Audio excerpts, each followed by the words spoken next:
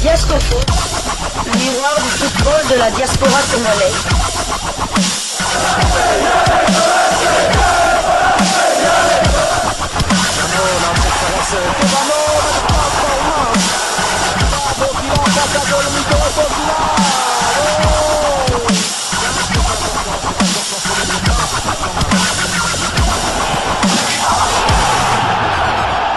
Diascofoot, le miroir du football de la diaspora congolaise. Vous êtes sur Diascofoot, le miroir du football de la diaspora congolaise.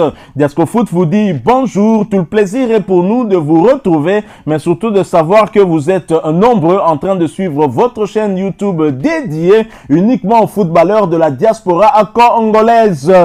C'est l'heure de partager avec vous quelques news que nous avons pu récolter pour vous, des news concernant certains de nos internationaux ou des binationaux qui se sont illustrés dans leurs clubs respectifs.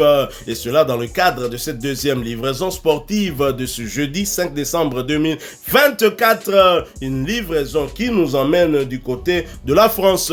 En France, dans la cité phocéenne, pour parler de Marseille. Marseille, je dirais qu'il se porte plutôt bien, hein. Marseille qui a remporté un match important face à un cador de Ligue 1 face à l'AS Monaco, qui plus est au stade Vélodrome. Ont-ils vaincu le signe indien? Le prochain match au Vélodrome nous en dira un peu plus.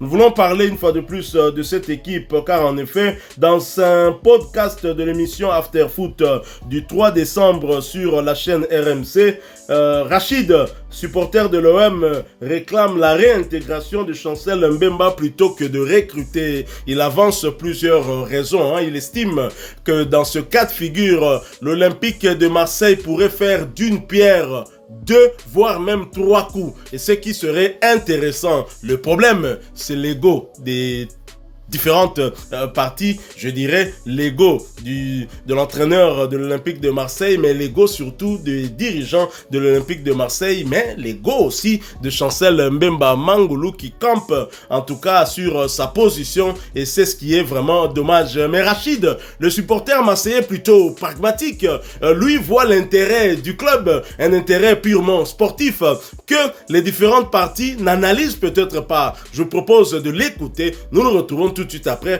pour en placer un mot, vous donner notre point de vue, et nous attendrons bien évidemment votre point de vue aussi en commentaire. Suivant, nous nous retrouvons tout de suite après.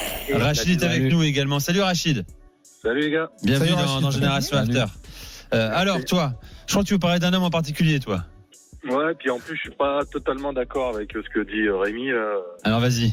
Parce que moi je trouve qu'on pourrait régler le problème sans avoir besoin d'attendre janvier, parce qu'on l'a déjà. Et en plus, on réglerait 2 problèmes. C'est que tu as un joueur dans ton effectif. Je sais de qui va parler. Il va parler d'Mbemba. Bah oui, parce que maintenant qu'on a enfin un entraîneur intelligent qui reste pas borné sur un système, qui s'est rendu compte qu'il avait pas les joueurs pour jouer à 4 derrière, enfin avec 2 défenseurs centraux parce que ils ont pas le niveau technique, et qui passe à 3. Bah tu l'as, ton défenseur, il est sur le banc. Ok, vous êtes brouillé parce que des contrats, pas des contrats. Attention, c'est un monde de requins. Réintégrez-le, il est payé de toute façon. Donc, faites-le jouer. Et après, ça vous règle un deuxième problème. L'inconstance de Balerdi. Je vous signale que la saison qu'il fait l'année dernière, c'est parce qu'à côté de lui, il y a lui. Sinon, jamais il fait cette saison-là. Donc moi, je comprends pas pourquoi on va au mercato aller recruter des joueurs alors que on a certainement le même dans l'effectif. Pourquoi? Ouais, mais enfin, l'ego dans le football, depuis quand ça existe? C'est aussi, t'as raison, c'est l'ego, mais c'est aussi la discipline. Mbemba a pas toujours eu le bon comportement, Damien. Tu vois ce que je veux dire, oui, il a peut-être pas eu le bon comportement à partir du moment où on l'a mis dans le loft. Exactement. Voilà. Est-ce que quand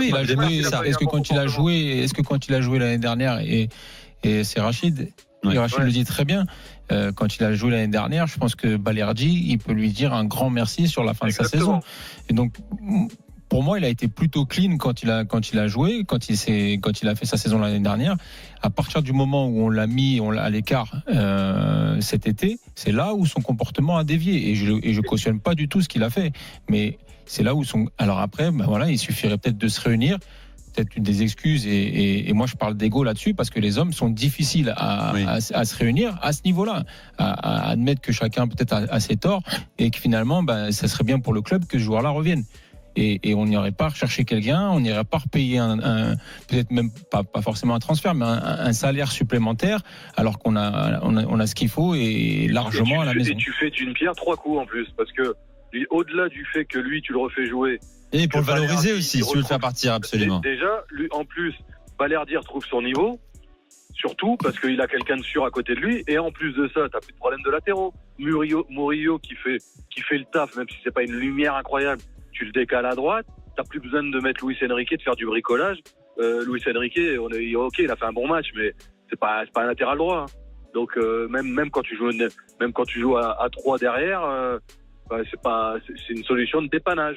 C'est pas le joueur que tu recruterais pour mettre à ce poste.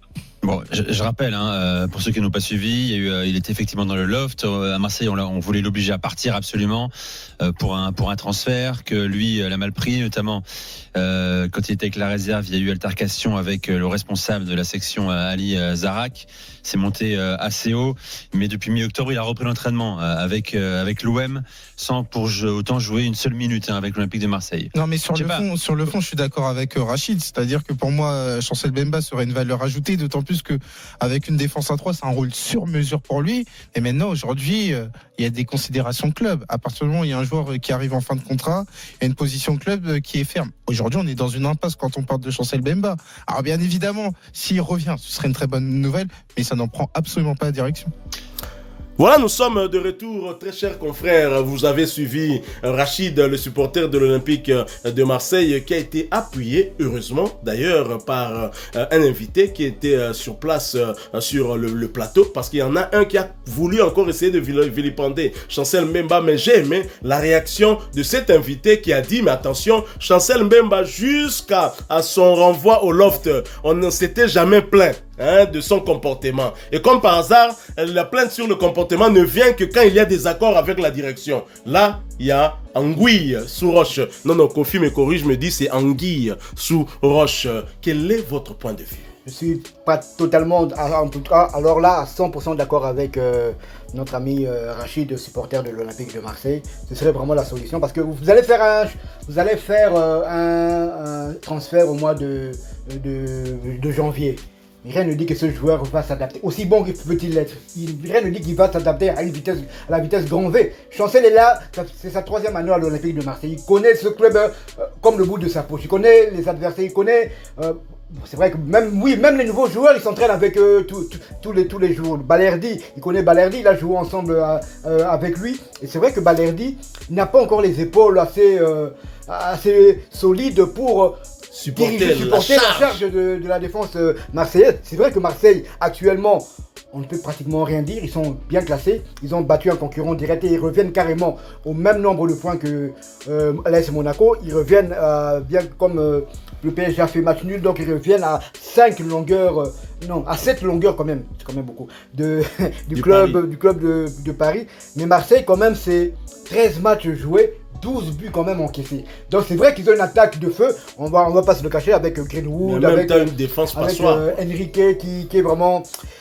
qui émerge vraiment cette saison. Voilà encore un exemple. C'est un joueur. L'année passée, je me souviens même de Mohamed Eni qui le vilipendait, qui l'insultait carrément. Mais aujourd'hui, le joueur est transformé. C'est le 2e meilleur buteur du club. Donc c'est pour vous dire qu'un joueur, aussi bon que soit-il, il aura toujours besoin d'un temps d'adaptation. Tout à fait. C'est pas tous les joueurs qui arrivent d'un coup. Ça peut arriver. Ça peut arriver qu'un nouveau joueur arrive et puis... il s'adapte tout de suite. Tout de suite. On le voit aussi avec Greenwood qui est 2e meilleur buteur du championnat, alors qu'il vient aussi d'arriver. Mais souvent ça prend un peu du temps. Or, Chancel même connaît déjà la maison. Mais le gros problème, c'est l'ego. Les égos des personnes. Des différentes parties. C'est vrai que actuellement, je peux un peu parler de l'ego de Chancel même, puisque s'il doit jouer, donc lui il est là, il reçoit son salaire. Donc la seule chose qu'il peut faire, c'est quoi? C'est peut-être s'excuser, bien dire. Parce que non, de toute façon, le club... Donc le plus grand perdant, c'est le club. C'est le club veut le vendre. Surtout les supporters. Veut le vendre, le club ne veut plus voir Chancel Mbemba. Donc le club veut le vendre. Il ne veut même pas que Chancel Mbemba parte dans un autre club pour un euro symbolique. Non, ils veulent le vendre, ils veulent quand même arriver. Même s'ils vont toucher une miette, mais ils ne veulent pas le voir partir gratuit. Mais s'ils ne le vendent pas au mercato hivernal, Chancel même en mois de juin partira gratuitement. Et Chancel Mbemba, lui, veut partir comme il est venu. C'est tout le problème. Donc bref, heureusement que sur le plateau, on l'a dit, quelque chose que j'ai eu à répéter depuis belle lurette, que c'est un problème d'ego, tout simplement. Si on met nos égos de côté, je pense qu'on peut trouver le juste milieu et une solution qui pourrait satisfaire tout le monde. Et donc, on ne peut pas aussi obliger un joueur absolument à partir. Je pense que quelque part, ce n'est pas bien. Et tout ça, il faut stipuler ça dans le contrat. Dans le contrat, bien avant. 3 ans, mais les 2 premières saisons, tu joues. La 3e, si tu ne veux pas partir, on divise ton salaire en 4. Exactement. Et si le joueur signe, il est d'accord. Voilà, c'est ce qui arrivera. Sinon, le joueur pourra dire, bon, autant me vendre. Comme ça, je maintiens au moins mon salaire. Et dans cette situation, Chancel Mbemba, qu'il parte ou qu'il ne parte pas, il aura le même salaire. Et c'est Marseille qui va payer un joueur qui ne mouille pas le maillot. Et donc, c'est bien dommage. Et donc, Rachid, totalement d'accord avec vous. Hein. Et je pense que sur le plateau, il y a des gens qui étaient d'accord avec vous. Et d'ailleurs, en introduisant, déjà, ils avaient tout de suite compris que vous alliez parler de Chancel Mbemba. Mais évidemment, tous ces journalistes qui n'ont écouté qu'une seule oreille disent que Chancel Mbemba ne s'est pas bien comporté. Non, mais heureusement qu'il y a eu ce rappel-là pour dire attention. Chancel Mbemba, durant 2 ans, quand il a terminé 2e meilleur buteur, quand il a été récompensé la première année en étant le meilleur joueur africain de la Ligue 1, la 2e année nominé également, là, il n'y avait absolument pas de problème. Et ce que j'ai aimé aussi, c'est quelque chose qu'on dit à plusieurs reprises, que vous répétez aussi souvent, que Balerdi, Chancel Ndakouvakaye. Heureusement, vraiment, on peut bien. Donc, ça dit que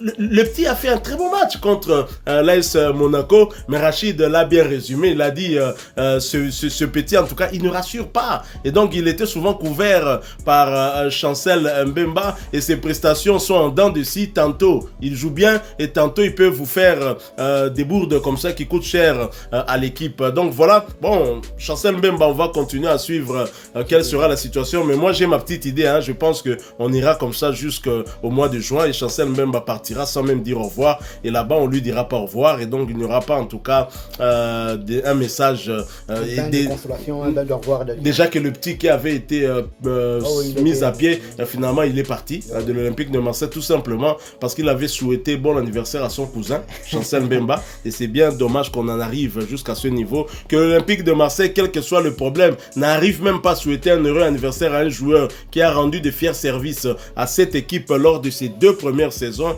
Moi je me dis que si ingratitude il y a, l'ingratitude a porté le nom de l'Olympique de Marseille, et c'est bien dommage. Nous sommes arrivés à la fin de cette 2e livraison sportive de ce jeudi 5 décembre 2024. Vous l'avez aimé, laissez-nous un maximum de j'aime. Vous avez un point de vue par rapport à ce qu'a dit Rachid, êtes-vous d'accord avec lui ou non? Partagez votre opinion en commentaire, et nous nous ferons le plaisir de venir continuer à échanger avec vous, pourquoi pas. Et si vous êtes nouveau sur cette chaîne Diasco Foot, s'il vous plaît, agrandissez la famille, parce que Diasco Foot, nous sommes le miroir du football de la diaspora congolaise. N'oubliez pas d'activer la petite cloche de notification, histoire de ne plus rien manquer des prochains sujets que nous allons vous proposer. Encore une fois, merci à vous, avec espoir de vous retrouver bientôt dans un autre sujet d'actualité. Mais en attendant, portez-vous bien. Diasco Foot vous dit au revoir.